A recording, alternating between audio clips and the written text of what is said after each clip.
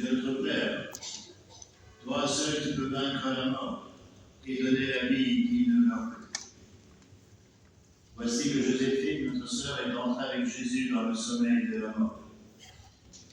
Mais n'as-tu pas ressuscité Jésus pour que notre sœur aussi ressuscite? Oui, Seigneur, c'est là notre foi. Aussi te prions-nous avec confiance. Accorde à Joséphine le bonheur d'être unie au Christ dans le mystère de sa résurrection.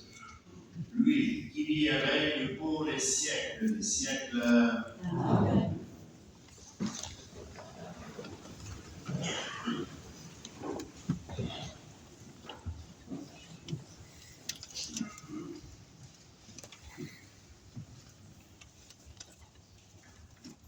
Lecture du livre de la sagesse. Dieu a créé l'homme pour l'incorruptibilité. Il a fait de lui une image de sa propre identité. Mais les âmes des justes sont dans la main de Dieu. Aucun tourment n'a de prise sur eux. Aux yeux de l'insensé, ils ont paru mourir. Leur départ est compris comme un malheur, et leur éloignement comme une fin. Mais ils sont dans la paix. Au regard des hommes, ils ont subi un châtiment, mais l'espérance de l'immortalité les comblait. Après de faibles peines, de grands bienfaits les attendent, car Dieu les a mis à l'épreuve et trouvés dignes de lui. Comme l'or creusé, il les a éprouvés. Comme une offrande parfaite, il les accueille. Qui met en lui sa foi comprendra la vérité. Ceux qui sont fidèles resteront dans l'amour près de lui. Pour ses amis, grâce et miséricorde. Il visitera ses élus. Parole du Seigneur. Nous rendons grâce à Dieu.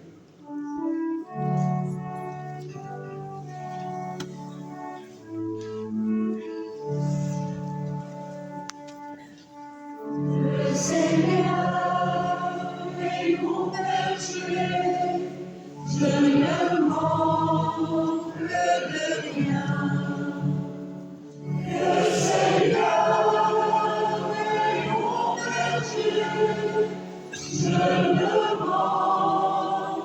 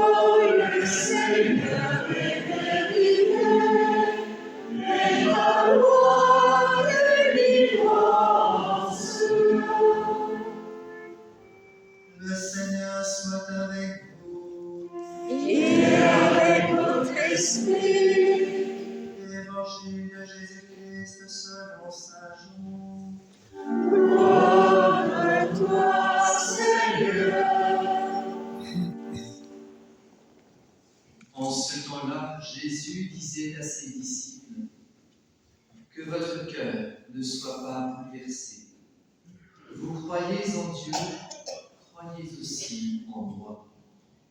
Dans la maison de mon Père, il y a de nombreuses demeures. Sinon, vous aurais-je dit, je pars vous préparer une place. Quand je serai parti vous préparer une place, je reviendrai et je vous emmènerai auprès de moi, afin que là où je suis, vous soyez vous aussi.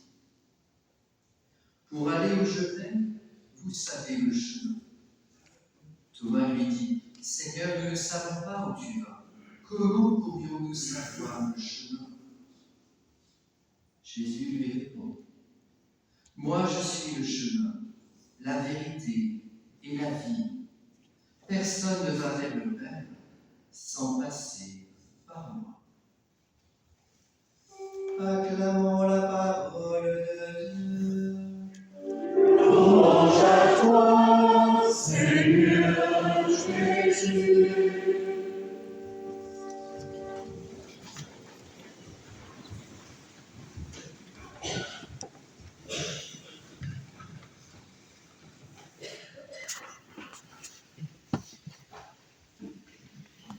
Voilà, Joséphine vient donc de nous quitter à l'âge de 82 ans, pile.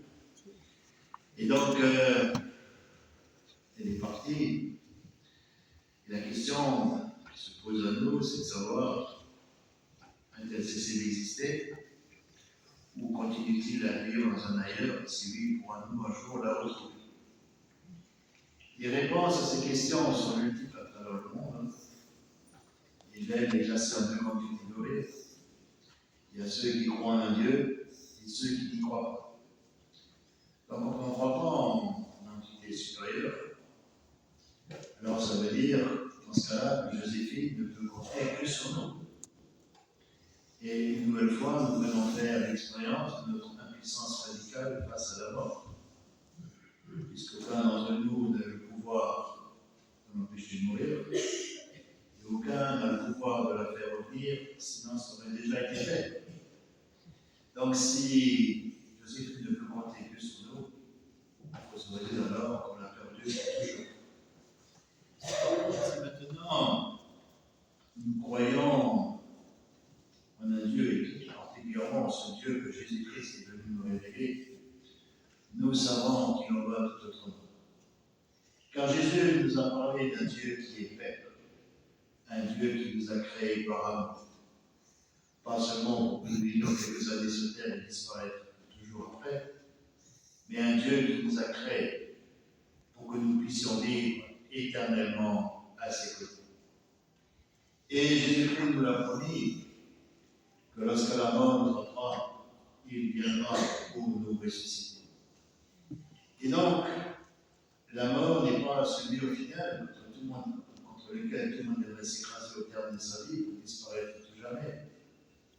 Mais la mort n'est qu'une porte que l'on franchit pour passer de la place qu'on avait ici-bas à la place qui nous est réservée auprès de Dieu.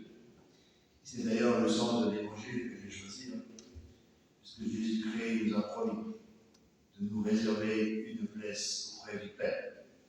Et donc, chacun d'entre nous a sa place qui lui est réservée. Et qu'au terme de notre vie, au moment où nous allons rencontrer Dieu, il nous posera une question de Père. Joséphine, tu es ma fille, je t'ai toujours aimé, je t'aimerai toujours, veux-tu vivre avec moi? Et bien, dans le cas de Joséphine, je n'ai pas beaucoup de doutes quant à sa réponse.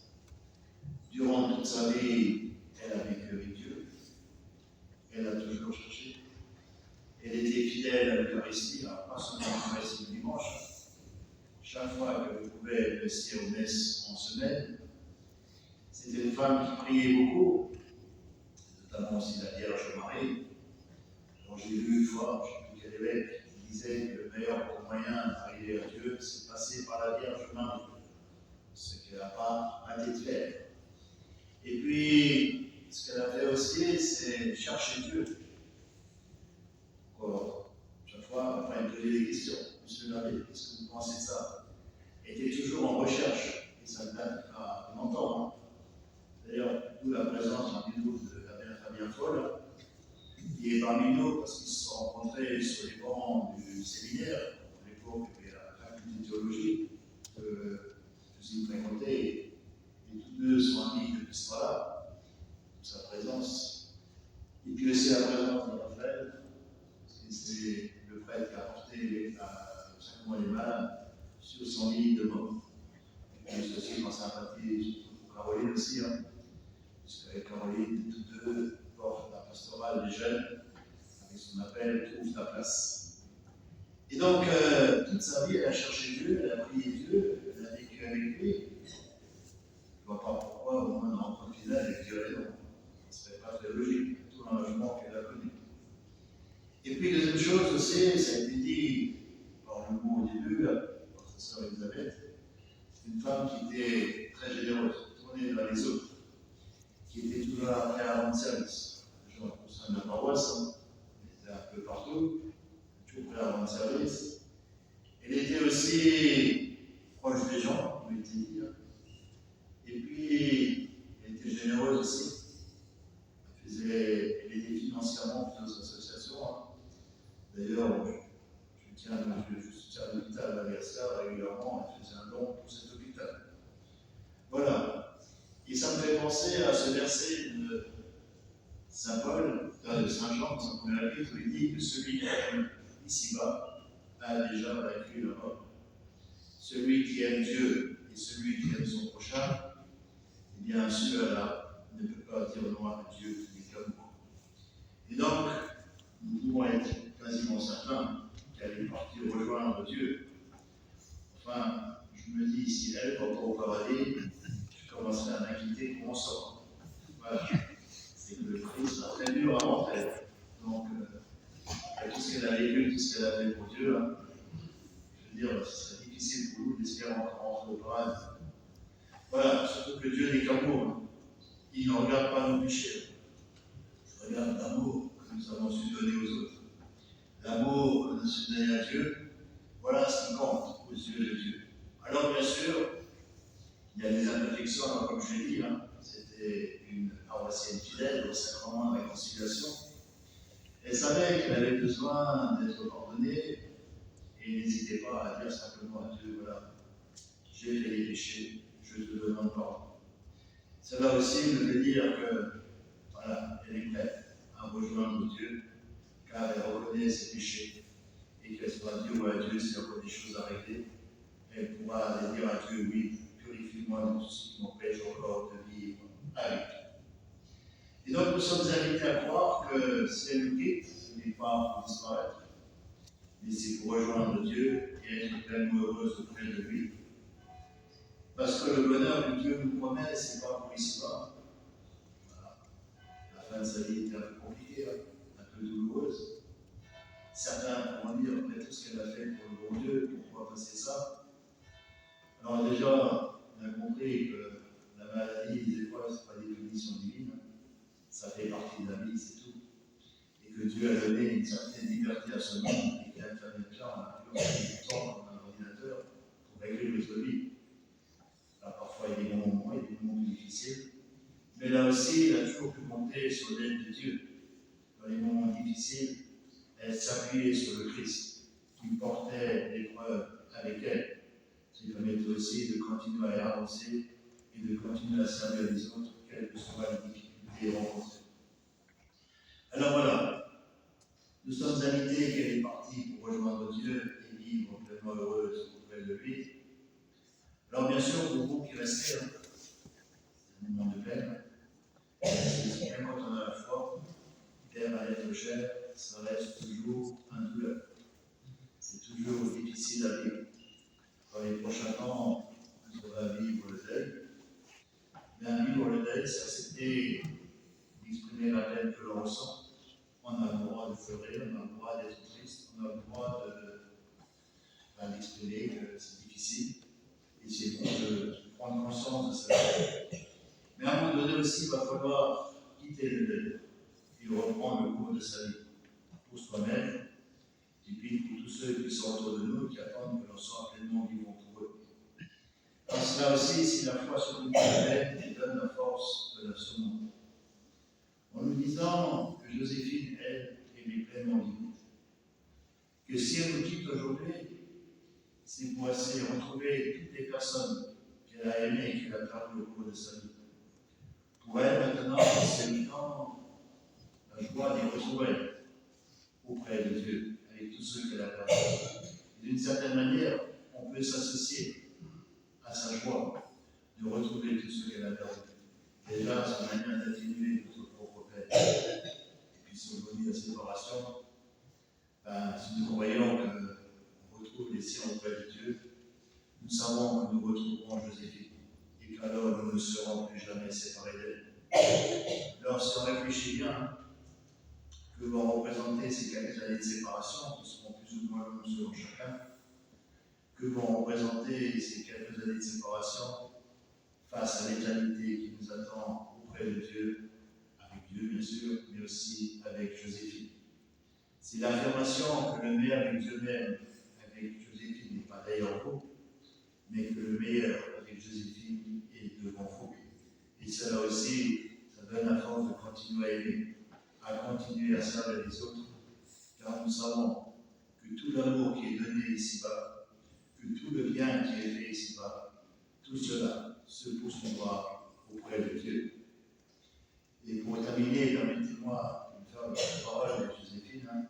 Elle nous a toujours aidés, elle a toujours voulu votre bonheur. Comme elle était un peu une femme de caractère quand même, elle n'aimerait pas vous voir vous enfermer dans le chagrin à cause de son départ maintenant. Si elle pouvait vous dire quelques mots, elle vous dirait, vivez votre vie, profitez de chaque instant, soyez le plus heureux possible, soyez aussi là les uns pour les autres que j'étais là pour vous, et je crois que désormais c'est le meilleur hommage que vous puissiez nous rendre jusqu'au jour où vous la retrouverez auprès du Père. Amen.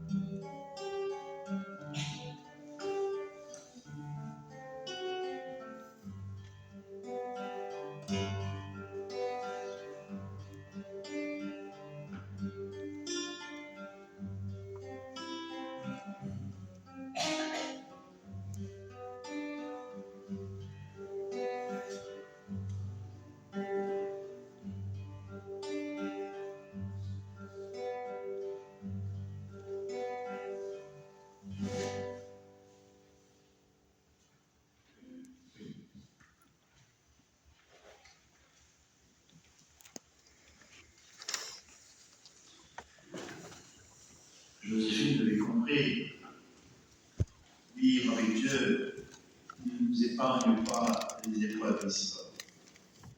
Par contre, elle a compris que dans les moments d'épreuve, elle pouvait toujours compter sur Jésus. Non pas pour supprimer l'épreuve, la baguette magique, hein. Ça c'est bon pour les films de Noël, mais qui sera là, à nos côtés, pour donner la force d'avancer, quelles que soient les difficultés rencontrées, d'aimer et servir, quels que soient les obstacles sur notre route. Bien sûr, de cette promesse de Christ d'être à nos côtés en ce jour d'épreuve, tournons-nous vers lui. Et prions-le pour Joséphine qui nous guide, pour nous qui restons, et pour tous ceux qui ont besoin du soutien de la prière. Je vous invite à vous lever pour la prière au ministre.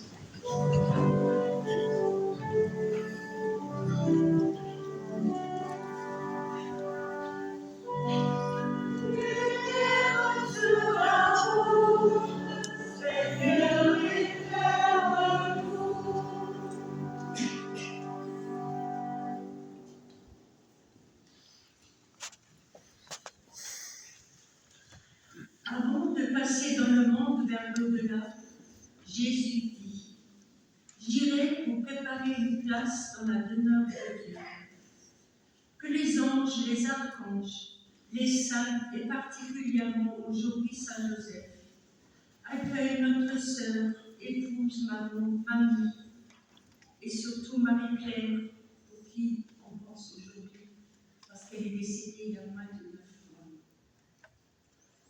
Seigneur, accueille Joséphine chez toi. Lumière sur la route, Seigneur, éclaire-nous.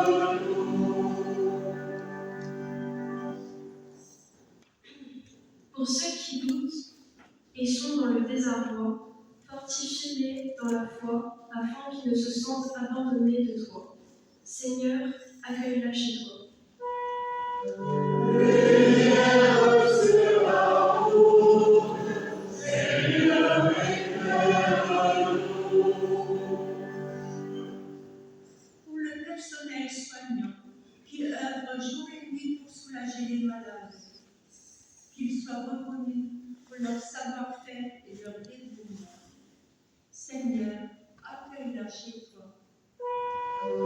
Lumière sur la route, Seigneur, éclaire-nous.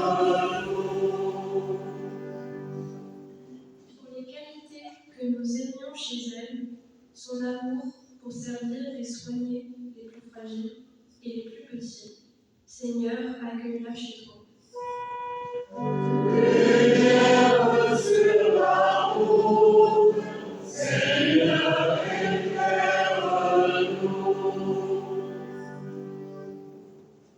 Nous ne devons pas nous poser la question « Pourquoi tant d'épreuves ?»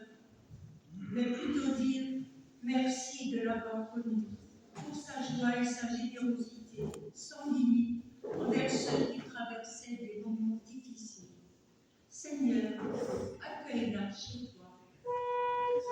Lumière sur la route, Seigneur, éclaire-nous.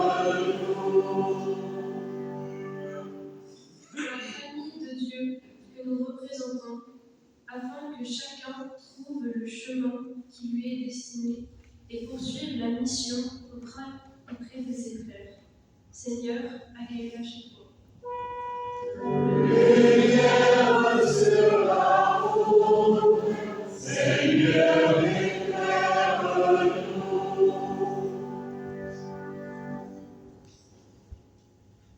Dieu notre Père, tu désires sauver tous les hommes et ne veux pas qu'un seul d'entre eux se perde.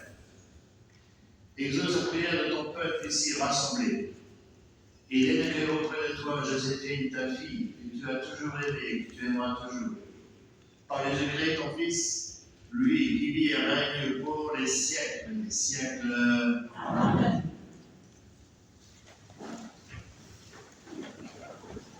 Amen.